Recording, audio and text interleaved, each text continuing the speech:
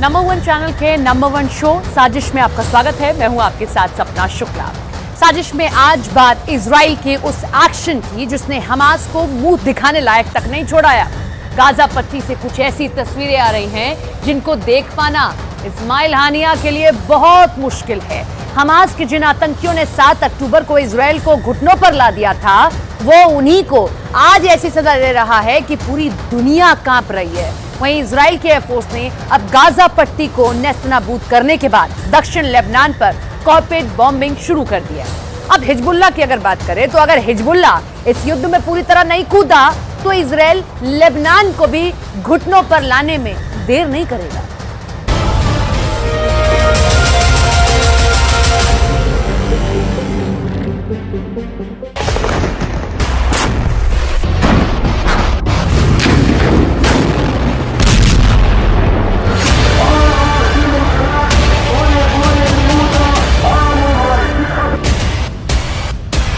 Israel इंतकाम की आग में जल रहा है।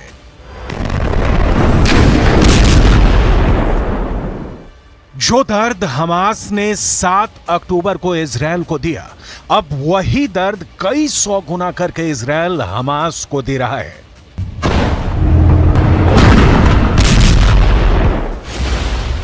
गाजा पट्टी से बेहद खतरनाक और दिल दहला देने वाली तस्वीर सामने आने लगी है। अब तक तो आपने सिर्फ यही देखा होगा कि गाजा पट्टी के अंदर इमारतें टूट रही हैं, लोग अपनी जान बचाने के लिए भाग रहे हैं, लेकिन पहली बार गाजा पट्टी से आत्मसमर्पण की तस्वीरें सामने आ रही हैं। आत्मसमर्पण की तस्वीर बहुत हृदय विदारक और बेचैन करने वाली है।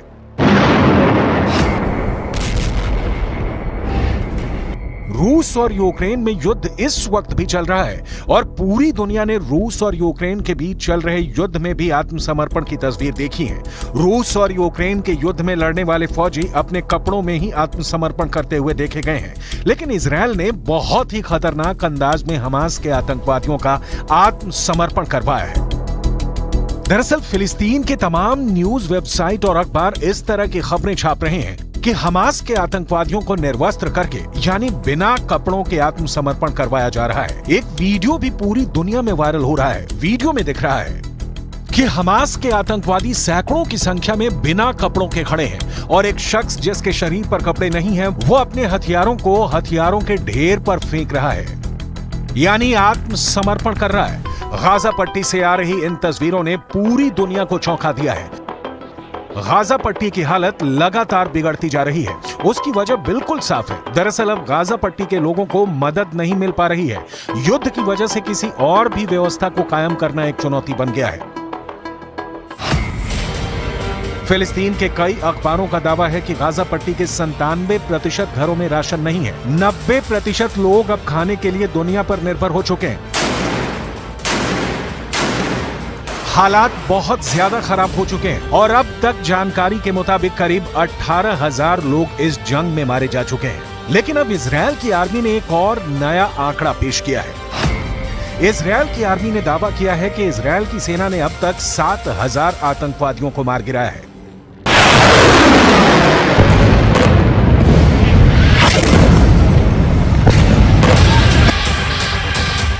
7 अक्टूबर को जब इजराइल के अंदर आतंकवादी हमला हुआ था, उस वक्त भी करीब 3,000 हमास के आतंकवादी इजराइल में घुस गए थे। इनमें से बड़ी संख्या में आतंकवादी भागने में सफल रहे, लेकिन करीब 1,000 आतंकवादी 7 अक्टूबर के बाद इजराइल के अंदर इजराइल की सेना के पलटवार में भी मारे गए थे। बड़ी बात यह है कि अब लेबनान पर भी इजराइल ने जबरदस्त बमबारी शुरू कर दी है। फिलिस्तीन के समाचार पत्रों में और न्यूज वेबसाइट में ऐसे कई वीडियो दिखाए जा रहे हैं जिसमें कि लेबनान पर बमबारी की तस्वीरें शेयर की जा रही हैं। तस्वीर देखकर साफ लग रहा है कि दक्षिण लेबनान में इजराइल के द्वारा कारपेट बॉम्बिंग की जा रही है। दरअसल पिछले हफ्ते हिजबुल्लाह की गोलीबारी में इजराइल का एक नागरिक मारा गया था। उस एक मौत पर भी इजराइल के प्रधानमंत्री बेंजामिन नेतन्याहू ने बेहद सख्त रुख अपनाते हुए एक बयान जारी किया था। प्रधानमंत्री बेंजामिन नेतन्याहू ने चेतावनी देते हुए कहा था कि अगर हिजबुल्लाह इजराइल पर हमला करने से बाज नहीं आया तो इजराइल की सेना और इजराइल की एयरफोर्स लेबनान की राजधानी बेरूत को गाजा पट्टी और दक्षिणी लेबनान को खान यूनुस में बदल देंगे।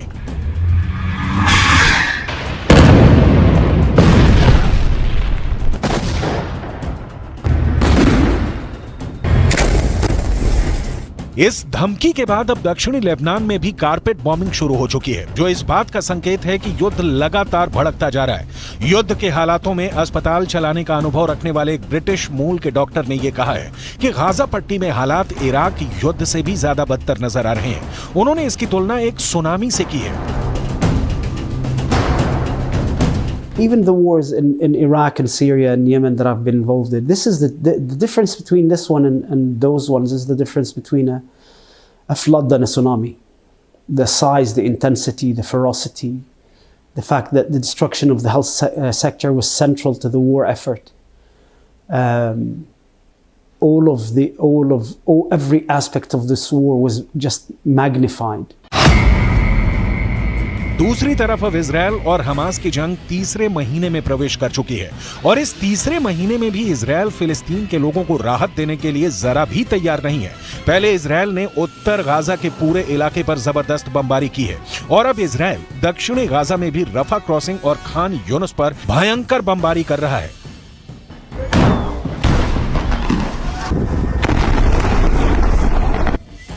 हालात ऐसे बन गए हैं कि गाजा पट्टी के बहुत सारे नागरिक एक ही महीने में दूसरी बार विस्थापन का शिकार हो रहे हैं।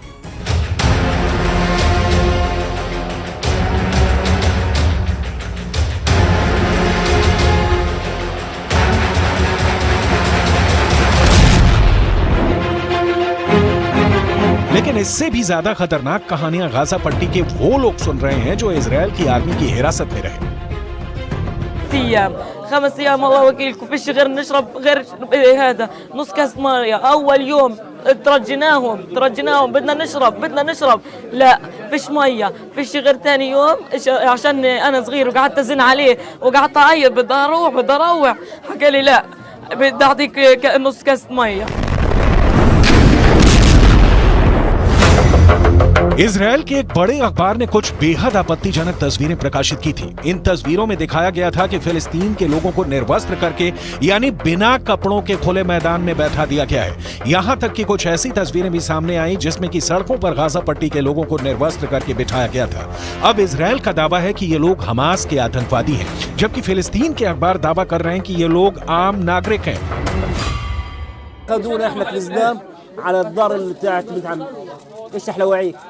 طبعا كيف شلوت وواحد يمسكك العزة كانه حيوان مسحف فيك كانه خلص باللي بتفهمه بمشي معك في ارض مجرفه في رمل في حصن في حجار ملوش علاقه بده يوصلك لوين للمكان وما فيه.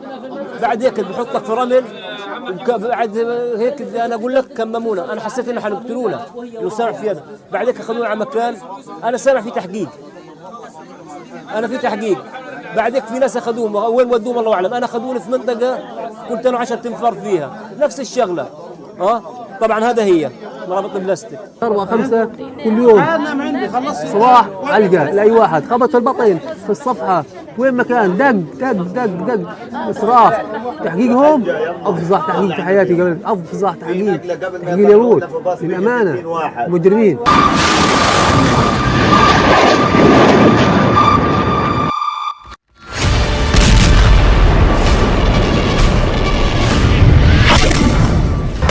फिलहाल हालात ये हैं कि इस भयंकर कत्लोगारत और क्रूरतापूर्ण हत्याओं के दौर में दुनिया पूरी तरह से लाचार नजर आ रही है।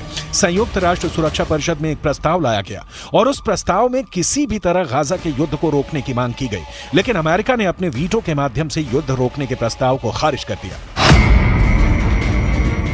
इस पर इजरायल के प्रधानमंत्री बेंजामिन नेतन्याहू ने एक बयान दिया। उन्होंने कहा कि अमेरिका ने युद्ध खत्म करने के प्रस्ताव को खारिज करने के लिए वीटो का इस्तेमाल कर सही फैसला किया है। दूसरे देशों को भी इस बात पर विचार करना चाहिए कि अगर युद्ध रुक जाएगा तो हमास को पूरी तरह से खत्म करना मुश्किल होगा। दूसरी तरफ दुनिया एक और संकट में घिरती भी नजर आ रही है। यमन का चरमपंथी संगठन हूथी, जिसका कि यमन के एक बड़े इलाके पर कब्जा भी है, अब लगातार उग्र होता जा रहा है। हूथी अब लाल सागर को जाम करने की योजना बना रहा है। दुनिया के इस नक्शे को देखिए, इसमें लाल सागर की लोकेशन बेहद अहम है। दरअसल लाल सागर से यूरोप के देश के लोग पानी के जहाज से व्यापार के लिए निकलते हैं। अगर लाल सागर का रास्ता बंद कर दिया गया तो ये युद्ध और तनाव भड़काने वाली एक और बड़ी वजह बन सकती है।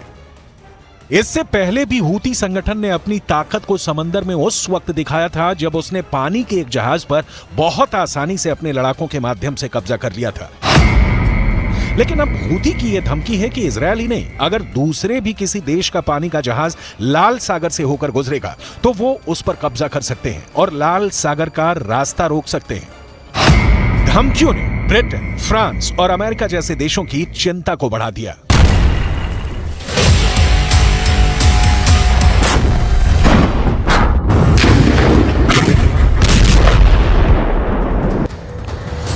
इजरायल युद्ध में एआई यानी आर्टिफिशियल इंटेलिजेंस की एंट्री अब हो चुकी है। इजरायल ने हमास के खिलाफ एआई सिस्टम लॉन्च कर दिया है। इस सिस्टम से हमले और तेज होंगे, साथ ही इजरायल के सैनिक की जान जाने की संभावना भी ना के बराबर हो जाएगी। एआई सिस्टम इतना पावरफुल है कि इससे इजरायल युद्ध की दशा और दिशा दोनों बदल जाएंगे।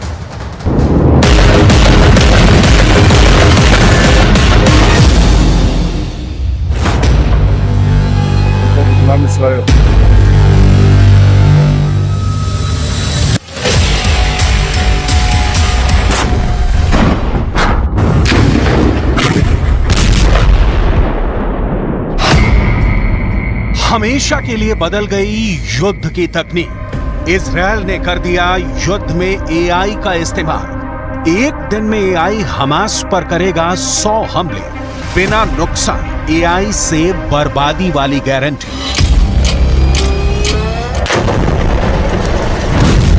एआई मतलब आर्टिफिशियल इंटेलिजेंस।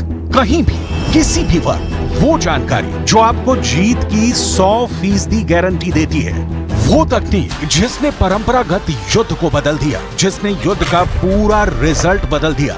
उदाहरण सामने है, पुतिन के जनरलों ने 72 घंटे में यूक्रेन विजय का प्लान बनाया, लेकिन फंस गए। सिर्फ 40 से 45 किलोमीटर लंबी और 6 से 10 किलोमीटर चौड़ी गाजा पट्टी में इजरायल घुसा और अब तक फंसा हुआ है।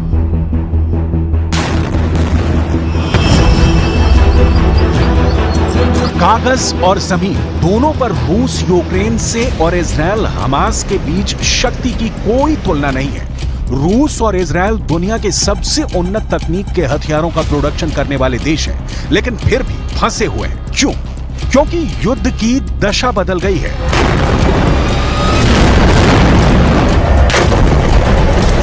क्योंकि युद्ध का मुख्य हथियार ही बदल गया। युद्ध में आर्टिफिशियल इंटेलिजेंस की एंट्री हो गई।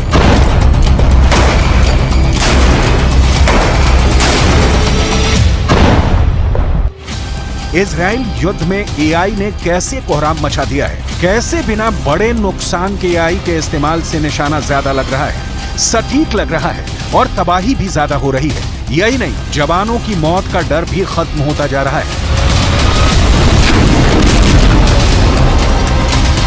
इतिहास में इजरायल युद्ध एआई के इस्तेमाल के लिए याद किया जाएगा। एआई के इस्तेमाल से क्या फायदा हो रहा है और भविष्य में कैसे ये संकट बन सकता है, दोनों पक्षों को विस्तार में समझेंगे, क्योंकि आर्टिफिशियल इंटेलिजेंस एक ऐसी तकनीक है जो अब भी विकास की अवस्था में है।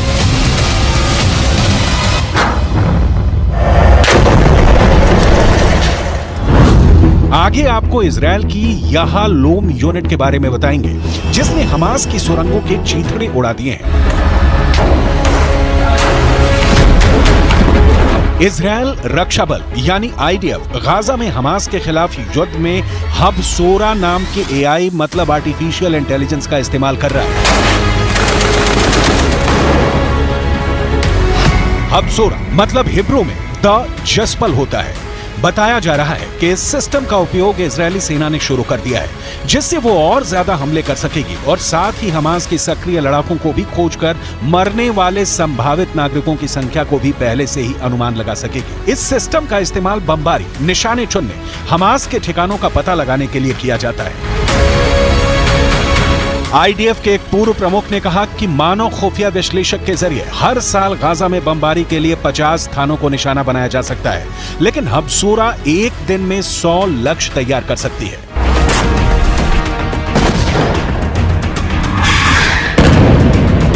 एआई में युद्ध के चरित्र को नया रूप देने की क्षमता है, लेकिन ये याद रखना बहुत जरूरी है कि इसका इस्तेमाल सिर्फ दुश्मन के खिलाफ नहीं, पूरी मानवता के खिलाफ भी हो सकता है। ये अत्याधुनिक तकनीक की मशीनें मिसाइलों से भी ज्यादा खतरनाक साबित होती हैं अगर इनका निशाना चूक जाए। इन तकनीकों के इस्तेमाल के पहले बहुत सावधानी बरतनी जरूरी होती है।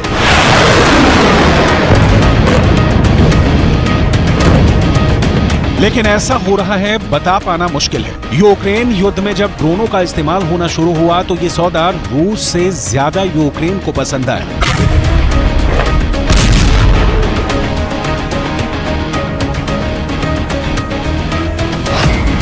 एक ड्रोन की कीमत ज्यादा से ज्यादा 50,000 या 1 लाख होगी, जबकि एक मिसाइल की कीमत कम से कम 50 लाख से 1 करोड़ होगी।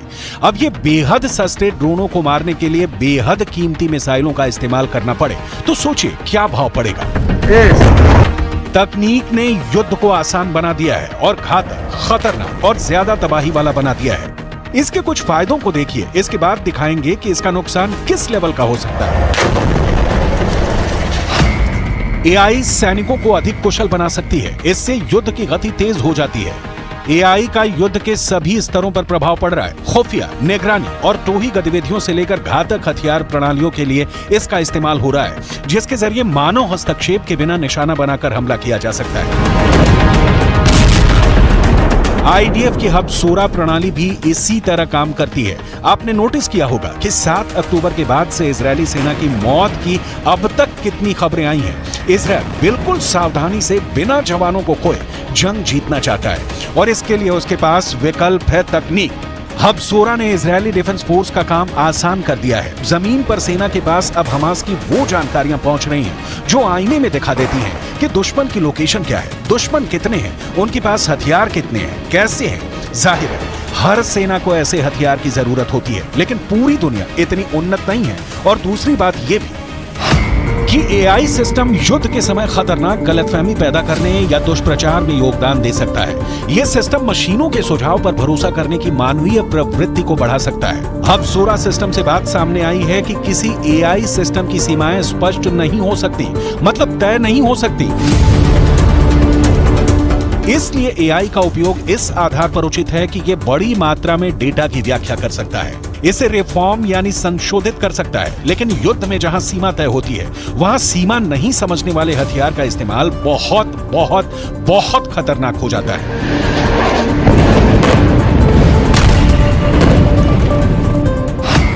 2021 में इजरायल ने गाजा में फिलिस्तीनियों के खिलाफ अपने जवाबी कार्रवाई में operation guardians of the wall शुरू किया था। 11 दिनों की लड़ाई को पहले एआई युद्ध के नाम से भी जाना जाता है। एआई टूल्स से लिए गए डेटा का इस्तेमाल गाजा में टारगेट को हिट करने के लिए किया गया था। इजरायल तकनीक में महारत रखता है। इजरायल का एयर डिफेंस सिस्टम आयरन डोम 7 अक्टूबर को हमास हमले के दौरान नाकाम रहा, लेकिन इससे इजरायल की सुरक्षा व्यवस्था की बखिया उघड़ जाने के तौर पर नहीं लिया जा सकता। इजरायल के पास अमेरिका वाला पैट्रियट डिफेंस सिस्टम भी है और सबसे बड़ी बात कि इजरायल के साथ अमेरिका खड़ा है, संयुक्त राष्ट्र में वीटो के साथ। लेकिन समस्या यह है कि इजरायल 7 अक्टूबर से दिसंबर आ गया, लेकिन इजरायल गाजा में हमास के अंतिम आतंकी तक नहीं पहुंच पाया। इसे लेकर कहा जा रहा है कि गाजा की सुरंग हमास के लिए वरदान साबित हो रही है। इजरायल अब इन सुरंगों को अपने आर्टिफिशियल इंटेलिजेंस सिस्टम से तबाह कर रहा है।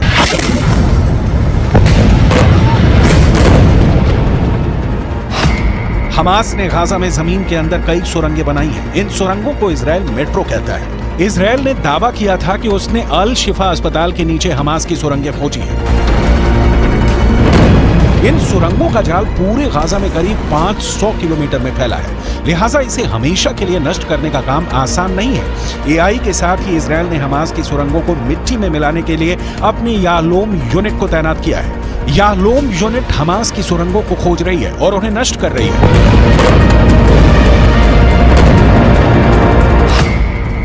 हिब्रू भाषा में याहलोम शब्द का अर्थ हीरा होता है। इस नाम से ही यह यूनिट अपनी विशेषता बताती है।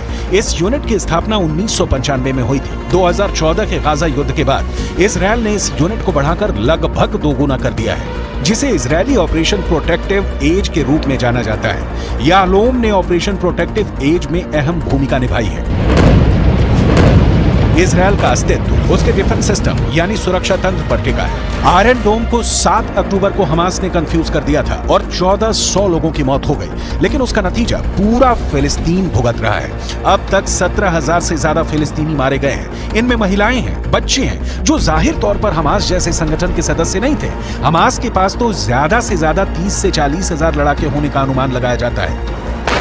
मतलब इजरायल एआई का सीमित तौर पर इस्तेमाल कर इजरायल ईरान जैसे बड़े देशों को मैसेज दे रहा है कि उससे पंगा नहीं ले, वरना ईरान के पास कामिकाजे जैसे घातक ड्रोन है। तो इजरायल के पास आर्टिफिशियल इंटेलिजेंस वाला इनपुट है, जिसका इस्तेमाल इजरायल बिना सैनिकों को तेहरान भेजे तेल अवीव में बैठे बैठे कर सकता है। इजरायल के पास आधुनिक हथियार भी हैं और तेज खुफिया एजेंटों का जाल भी मौजूद है। इस खुफिया जानकारी के आधार पर इजरायली डिफेंस फोर्स 7 अक्टूबर के मास्टरमाइंड याह्या सिनवार की तलाश खान यूनुस में कर रही है।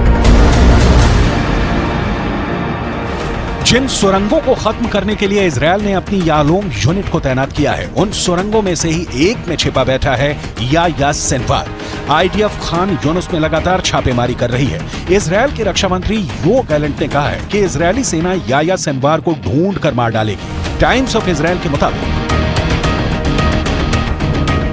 याह्या सिनवार लड़ाई की शुरुआत में दक्षिण की ओर जा रहे एक काफिले में छिपकर उत्तरी गाजा से कहीं भाग गया है। रिपोर्ट में कहा गया है कि सिनवार गाजा शहर से भाग गया और दक्षिण गाजा के खान यूनिस की ओर चला गया है। रिपोर्ट के मुताबिक इजरायली सेनाएं मान रही हैं कि सिनवार अभी भी खान यूनिस में है या इसके नीचे से गुजरने वाली सुरंगों में से एक में है। इस्माइल हानिया हो या याह्या सिनवार या फिर मोहम्मद दैफ, हमास का कोई भी नेता हो, कमांडर हो या लड़ाका हो, इजरायली सेना हर एक को चुन चुन कर ठिकाने लगाने के लिए हमले कर रही है। इस हमले में इजरायली सेना के पास उन्नत हथियार भी हैं और दुनिया की सबसे तेज सिस्टम आर्टिफिशियल इंटेलिजेंस भी।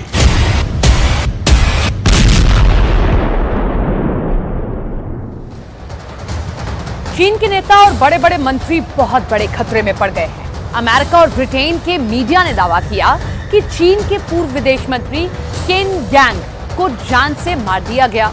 चीन के पूर्व विदेश मंत्री 6 महीने से गायब थे। हैरत इस बात पर है कि ऐसे कई केसेस चीन के राष्ट्रपति शी जिनपिंग घिरते हुए नजर आ रहे हैं।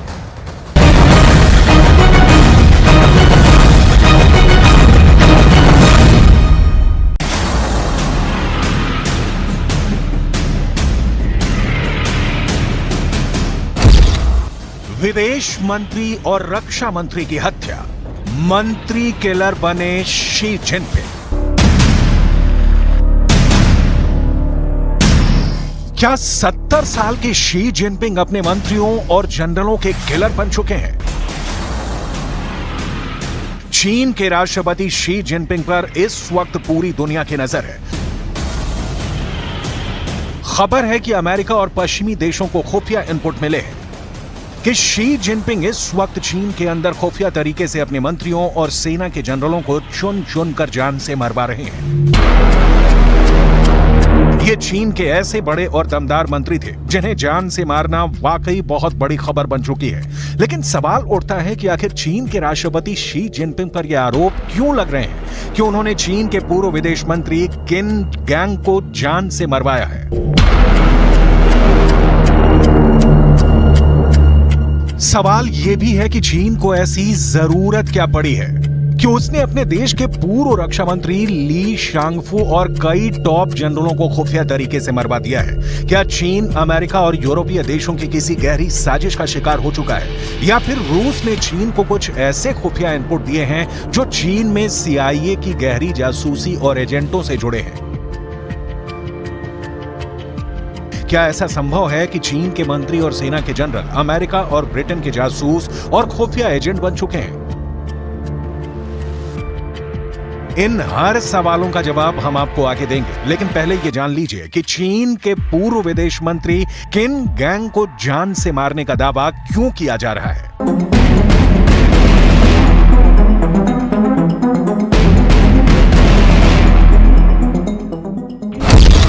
चीन का एटम बम चोरी, जिनपिंग के मंत्री निकले गद्दार।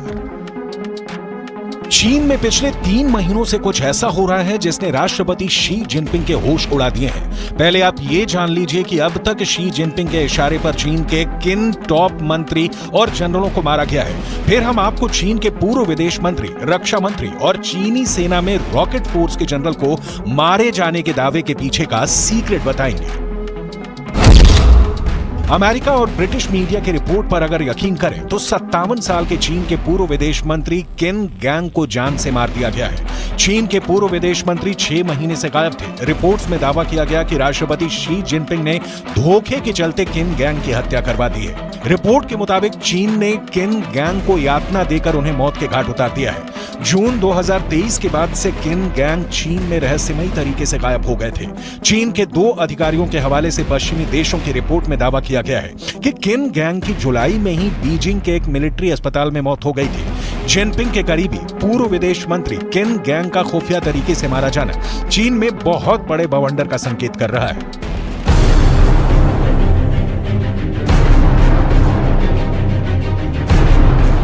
अब आप ये भी जान लीजिए कि शी जिनपिंग के इशारे पर चीन में और कौन से बड़े मंत्री और जनरल मारे गए हैं।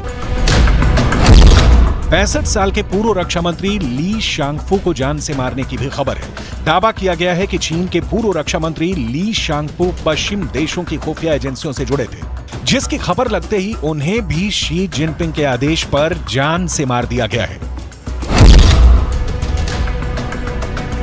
अब सवाल उठता है कि चीन के राष्ट्रपति शी जिनपिंग ने पूर्व विदेश मंत्री और पूर्व मंत्री को जान से क्यों मरवाया है, जरा ये भी जान लीजिए। विदेश मंत्री और रक्षा मंत्री की हत्या, मंत्री किलर बने शी जिनपिंग। दुनिया के ताकतवर देशों में शामिल चीन ने इस साल की शुरुआत में विदेश मंत्री किन गैंग और पूर्व रक्षा मंत्री ली शांगफू को उनके पद से बर्खास्त कर दिया था। चीन के दोनों टॉप मंत्रियों को क्यों जान से मारा गया है, इसके पीछे ऐसी वजह बताई गई है जिसे आप सुनकर हैरान रह जाएंगे। अमेरिका और ब्रिटिश मीडिया के दावों के मुताबिक चीन के पूर्व विदेश मंत्री किन गैंग और पूर्व रक्षा मंत्री ली शांगफू पर आरोप था कि इन्होंने अमेरिका को चीन के न्यूक्लियर सीक्रेट बेचे हैं, जिसके चलते इनकी हत्या की गई है। अब सवाल उठता है कि चीन के 2 टॉप मंत्री अमेरिका से जुड़े हैं। इसकी खबर शी जिनपिंग को किसने दी, जरा ये भी जान लीजिए। चीन का एटम बम चोरी, जिनपिंग के मंत्री निकले गद्दार। चीन के परमाणु हथियार और उससे जुड़ी जासूसी की जानकारी 6 महीने पहले शी जिनपिंग को मिल गई थी। दावा किया जा रहा है कि चीन के जिगरी यार रूस ने चीन को आगाह किया है कि उसके टॉप 2 मंत्री और जनरल अमेरिका को चीन के परमाणु हथियारों और प्लान की जानकारी दे रहे हैं। कुछ रिपोर्ट के मुताबिक चीन के पूर्व विदेश मंत्री किन गैंग और पूर्व रक्षा मंत्री ली शांगफू पर चीन के न्यूक्लियर सीक्रेट्स बेचने का आरोप था। इस बात की जानकारी रूस के उप विदेश मंत्री रोडेंको ने चीनी राष्ट्रपति शी जिनपिंग को एक संदेश में भेजा था। इस मैसेज के साथ ही उन्होंने आरोप लगाए थे कि पूर्व विदेश मंत्री किन गैंग और चीन की रॉकेट फोर्स से जुड़े अधिकारियों और चीन के पूर्व रक्षा मंत्री चीन के एटम बम की जानकारी अमेरिका को दे रहे थे। रिपोर्ट के मुताबिक किन गैंग पर अमेरिका को चीन के न्यूक्लियर सीक्रेट्स बेचने का आरोप था। चीन के अधिकारियों के हवाले से रिपोर्ट में दावा किया गया है कि किन गैंग के साथ पूर्व रक्षा मंत्री ली शांगफू जुड़े थे। यहां तक कि चीन की रॉकेट फोर्स के कमांडर लियू युचाओ इस घोटाले में शामिल थे। चीन की रॉकेट फोर्स ही चीन के न्यूक्लियर प्रोग्राम के लिए जिम्मेदार है। इसलिए शी जिनपिंग के इशारे पर पूर्व विदेश मंत्री किन गैंग और पूर्व रक्षा मंत्री ली शांगफू को जान से मार दिया गया है, जबकि चीन की रॉकेट फोर्स के जनरल कमांडर लियू युचाओ हफ्तों से गायब बताए जा रहे हैं। खबरें तो यहां तक आ रही हैं कि चीनी सेना के कई टॉप जनरलों को भी जिनपिंग ने गायब करवा दिया है। अभी ये पता नहीं चला है कि वो जिंदा हैं या मारे गए हैं।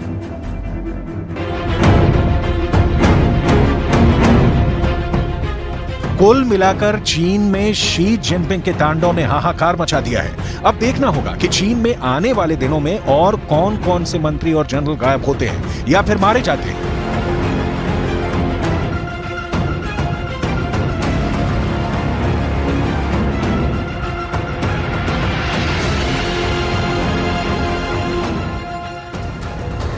सुखदेव गोगामेडी मर्डर केस में गिरफ्तार दोनों आरोपियों ने ऐसे खुलासे किए कि पुलिस के होश फाख्ता हो गए। दावा किया जा रहा है कि सुखदेव की हत्या में 8 से ज्यादा मास्टरमाइंड हैं, जिन्होंने मिलकर हत्या को अंजाम दिया। इस मर्डर के बाद इन्वेस्टिगेशन ऐसे मोड़ पर अटक गई है जहां कई बड़े नाम सामने आ सकते हैं।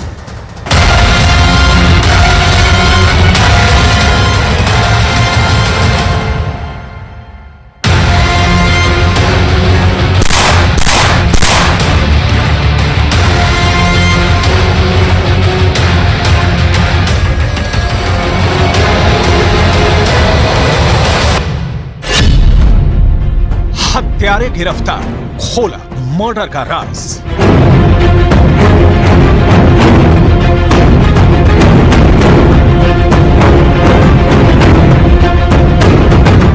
दिसंबर 2023 को सुखदेव को 9 गोलियां मारी गई और उनकी मौत हो गई। सीसीटीवी में कैद 2 हत्यारों के अलावा सुखदेव हत्याकांड में कितने लोग शामिल हैं, इसका खुलासा होना शुरू हो चुका है। व्हीकल उपलब्ध कराया गया, ये सारे चीज जो शूटर्स मौके पे थे उसको पकड़ने के पहले ही हमने क्रैक किया था। अभी ये तो प्रथम चरण हो गया, अभी जितना काम हो गया ये केवल प्रथम चरण है। जो मास्टरमाइंड है, जो कॉन्स्पिरेटर, मेन कॉन्स्पिरेटर है, उन तक जाल बिछा रखा है। तो हमारा नेक्स्ट जो चरण है, इस पूरा एपिसोड को जिस तरह तैयार किया उन तक पहुंचे और उनको कानून के सामने लाने का।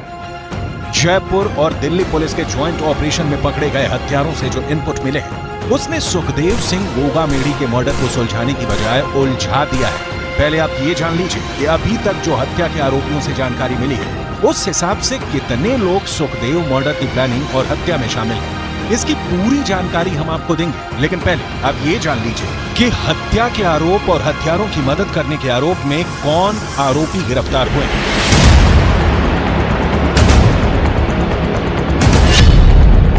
गिरफ्तार आरोपियों की पहचान रोहित राठौड़ के रूप में पुलिस ने की है, जो सुखदेव की हत्या में शामिल है, जबकि उसका साथी नितिन फौजी भी हत्या करने के आरोप में गिरफ्तार हुआ है।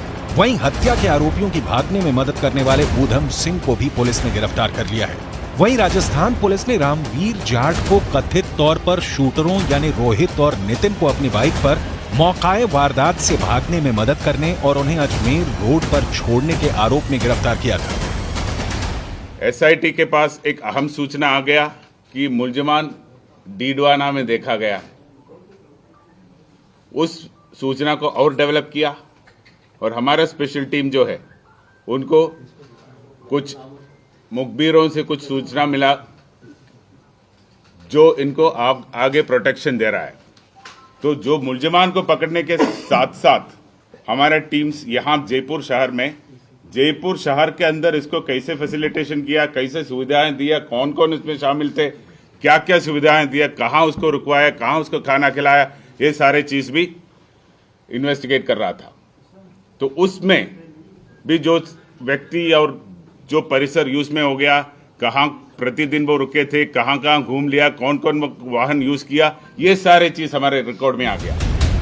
करणी सेना प्रमुख सुखदेव सिंह गोगामेड़ी की हत्या के आरोप में 9 दिसंबर को हरियाणा से 2 शूटरों सहित 3 लोगों को गिरफ्तार किया गया है। इन शूटरों को दिल्ली पुलिस और राजस्थान पुलिस के संयुक्त अभियान के दौरान देर शाम चंडीगढ़ के एक होटल से गिरफ्तार किया गया है। पुलिस से मिली जानकारी के मुताबिक चंडीगढ़ के कमल पैलेस में दोनों आरोपी रुके थे। न्यूज 18 की टीम उस कमरे में पहुंची। क्या कुछ जानकारी हमें उस होटल से मिली, जिसे हम आपको दिखाने जा रहे हैं। सूचना पर पुलिस ने चंडीगढ़ में इसी पैलेस में धावा बोला और 3 आरोपियों को यहीं से काबू किया है। और यहां पर आके जो मैनेजर है उनको अपने आईडी प्रूफ दिए। आईडी प्रूफ देने के बाद, हालांकि आईडी प्रूफ भी जो बताया जा रहा है कि आईडी प्रूफ भी फेक है। सुखबीर के नाम से, जसबीर और दविंदर 3 नाम से आईडी प्रूफ दिए गए हैं। 105 नंबर कमरा उनको दिया गया था। 105 नंबर कमरा, ये वही रूम है जहां पर वो आए और आकर उन्होंने यहां पर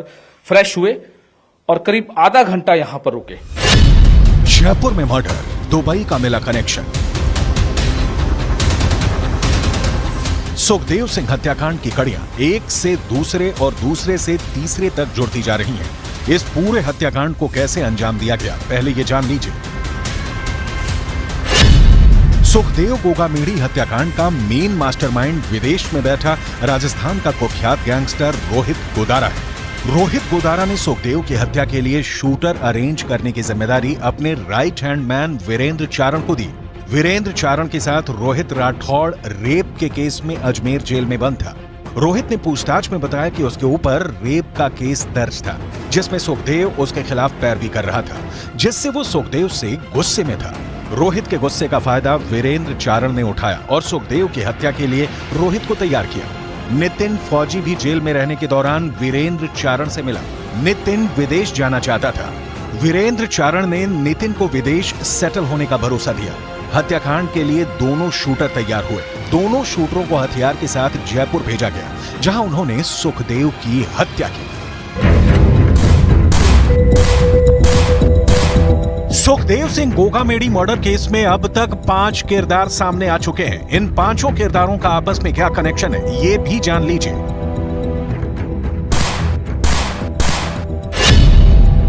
5 दिसंबर को सुखदेव सिंह गोगामेडी की हत्या जिस वक्त हुई, उस वक्त कमरे में कितने शूटर थे और कितने हत्या के मास्टरमाइंड, जरा इसे समझ लें। सीसीटीवी फुटेज में साफ देखा जा सकता है कि सुखदेव सिंह पर रोहित राठौड़ और नितिन फौजी ने ताबड़तोड़ फायरिंग की। उस वक्त तीसरा शूटर भी मौके पर मौजूद था। पुलिस के मुताबिक वो शूटर था नवीन शेखावत, जिसने सुखदेव सिंह के घर की 10 दिन पहले रेकी की थी। नवीन शेखावत ही वो तीसरा शूटर था जिसे सुखदेव सिंह पर गोली चलानी थी, लेकिन नवीन मौके पर ही मारा गया। इसके अलावा हत्या और भागने में मदद करने वाले 2 लोगों ने हत्या के आरोपियों की मदद की थी, जिनका नाम है ऊधम सिंह और रामवीर चाल। जबकि सुखदेव सिंह की हत्या का एक मास्टरमाइंड दुबई में बैठा है, जिसका नाम है वीरेंद्र चारण। हम आपको बता दें, सुखदेव की हत्या के कुछ देर बाद लॉरेंस बिश्नोई गिरोह से जुड़े गैंगस्टर रोहित गोदारा ने हत्या की जिम्मेदारी ली थी। जबकि पंजाब के बठिंडा में केंद्रीय जेल में बंद संपत नेहरा पर भी सुखदेव सिंह गोगामेडी की हत्या की साजिश रचने का आरोप है। कुल मिलाकर सुखदेव सिंह गोगामेडी हत्याकांड में अब तक 8 बड़े नाम सामने आ चुके हैं। मैं इंसान हूँ और 11 साल रही हूँ उनके साथ, तो वो तो देखो उसको ही पता है। मेरे साथ 2 महीने रह के गई है वो इसी मकान में। उसने क्यों बोला वो जाने, उसका हो सकता है प्रॉपर्टी का उसको ज़्यादा ही होगा, उसको प्रॉपर्टी के लिए कर रही होगी। मैं उसको बोल तो रही हूँ बार बार, आप लोगों के माध्यम से मुझे प्रॉपर्टी नहीं चाहिए, मुझे कुछ नहीं चाहिए, न्याय चाहिए। फिलहाल अपने न्याय की मांग करो। पूरा देश हंसी उड़ा रहा है उनकी मौत पे।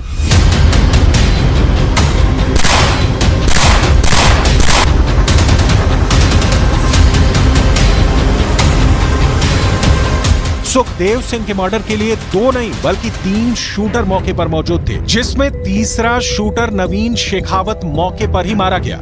दिल्ली स्थित क्राइम ब्रांच के दफ्तर में दोनों शूटर से कड़ी पूछताछ में पता चला है।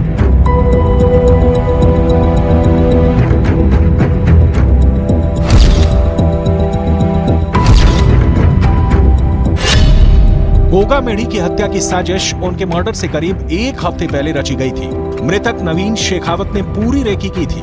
शूटर्स ने बड़ा खुलासा करते हुए बताया कि नवीन शेखावत भी उनके साथ इस हत्या की साजिश में शामिल था। नवीन शेखावत को गोली इसलिए मारी गई क्योंकि फायरिंग के वक्त वो डर गया था और हमें फायरिंग करने से रोकने की कोशिश कर रहा था। इसी दौरान हालात कुछ ऐसे बन गए कि नवीन शेखावत को गोली मारनी पड़ गई। मौके से जो बरामद किया, जो स्कॉर्पियो वाहन जिसमें वो हत्यारे आए थे, उसके बारे में भी हम जांच पड़ताल किया, उससे भी कुछ क्लूज मिला। ये सारे मिला के हमें एक डायरेक्शन मिल गया कि किस तरफ कैसे गया है। तो हमारे सारे टीमें 5 तारीख से ही इन मुलजिमान को दस्तयाब करने का कार्य में लगे हुए थे।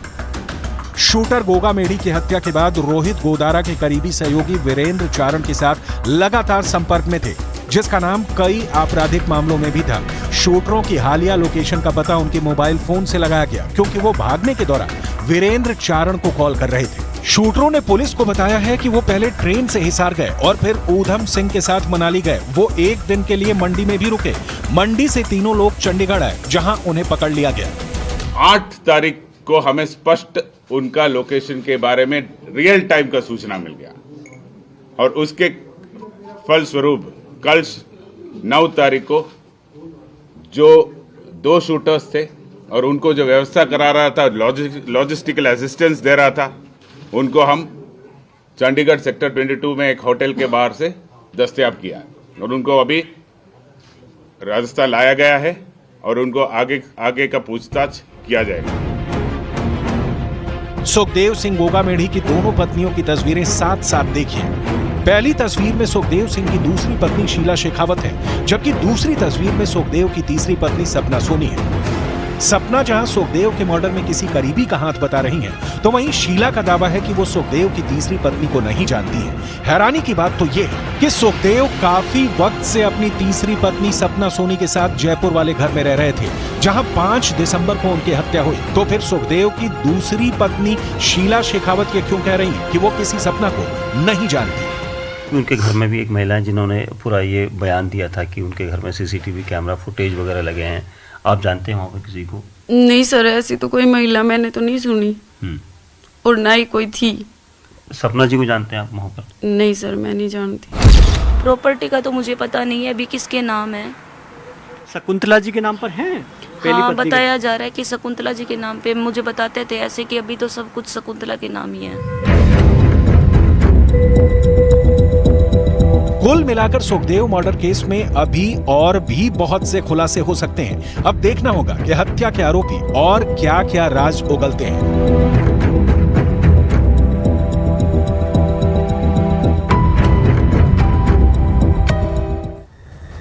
छत्तीसगढ़ में मुख्यमंत्री के नाम से पर्दा उठ गया। 2 राज्य बाकी हैं, जल्द ही उनमें भी मुख्यमंत्री के नाम का ऐलान कर दिया जाएगा। लेकिन असल लड़ाई साल 2024 के चुनाव की है। दावे तो ये किए जा रहे हैं कि 2024 के लोकसभा चुनाव में बीजेपी 400 सीटें जीतेगी। इस दावे में कितना दम है? क्या ऐसा मुमकिन है कि बीजेपी 2024 के लोकसभा चुनाव में 400 से ज्यादा सीटें ले पाए?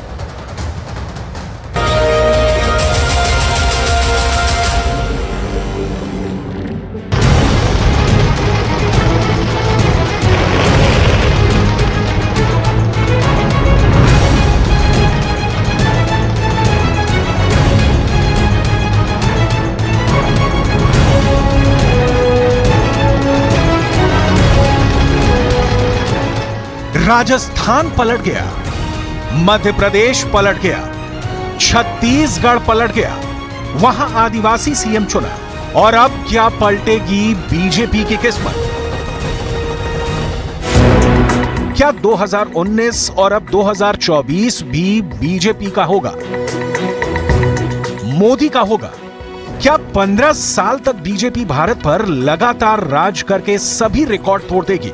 इस बहुत बड़े मुकाबले के लिए बीजेपी 3 सूबों में विधानसभा चुनाव वाला टेस्ट पास कर चुकी है। जमीन से जुड़े नेताओं को सीएम बनाया जा रहा है। क्या तीनों राज्यों में बीजेपी 3 गुना कमाल करके दिखाएगी?